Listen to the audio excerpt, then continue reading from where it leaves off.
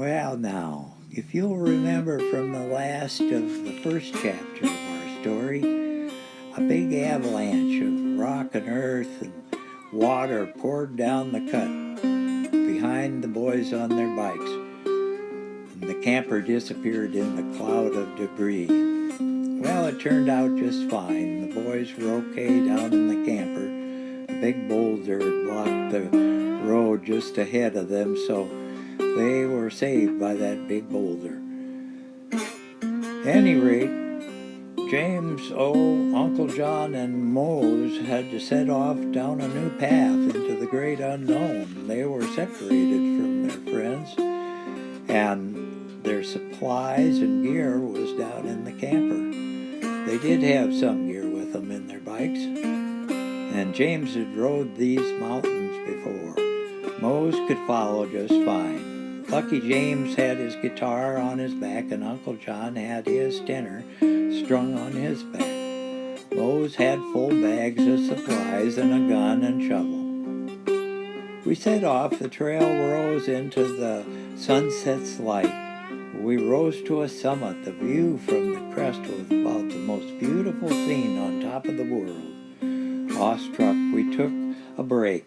Uncle John plucked out a tune, and James began a singing. Mose hollered out, "Look, fellows, there's smoke!" Way off below, from out of the forest, rose a curl of smoke. The boys headed for that smoke. They flew down the road toward the hopes of refuge and kindness for something to eat. As we got closer, we left the road onto a path into the forest. It was dark and deep, with a flicker of light from a clearing far ahead. The air smelled of mushrooms and pine, and there in the clearing was a small log cabin all covered in moss and a sod roof, in spring bloom of flowers and grasses. Smoke rose from the chimney and light came from the doorway. A man stood in the doorway, silhouetted in mystery. "What the hell's all the racket, boys? Those bikes sound like hell's a-poppin'." We shut down the Harleys and peace fell over the mountain. "Come on in, it's getting chilly." And he turned and went inside. We looked at each other in amazement and followed him in. It was cozy and warm inside, a good smell from something bubbling on the wood stove in the corner of the room. The wood floor was smooth and warm. Small windows let in the evening light. 2 chairs and a stool around a table set with 4 bowls and cups, just set right for dinner. "You fellows look weary. Come sit at the table. Pull up that bench. Let's eat." We just sat down speechless and gazed at each other. "Well, what's your name?" said the old man. We introduced ourselves. Mose sat across from the man, transfixed. They stared at each other. "I'm Guy Mo," said the man. "You look familiar," said Mose. Mose's mouth dropped wide open. "Why, we could be twins," they said in unison. "My name is Mose Golly, and yours is Guy Mo." "You from Missouri?" "Yep," they both said. "Well, let's eat," said Guy. "I've got stew enough for y'all." "Don't mind if we do." And so Guy dished out the delicious repast.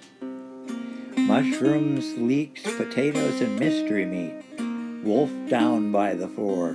Nothing ever tasted so good.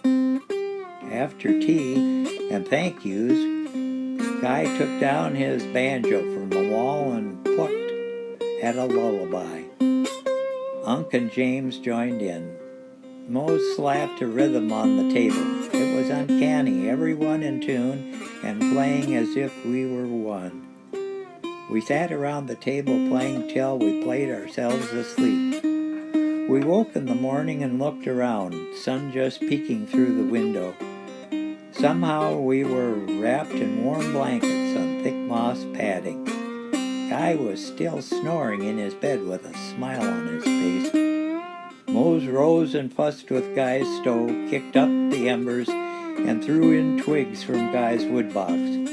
Soon a pot was bubbling and Guy added some tea. They were herbs from the forest with a sweet smell. After a small breakfast of bread and tea, we set off on our adventure. Guy put up a bag of snacks and gave Mose many hugs. It was hard to leave Guy, Mo on the mountain. Guy and Mose vowed to get together again, to be the brothers they must be. They were virtually identical.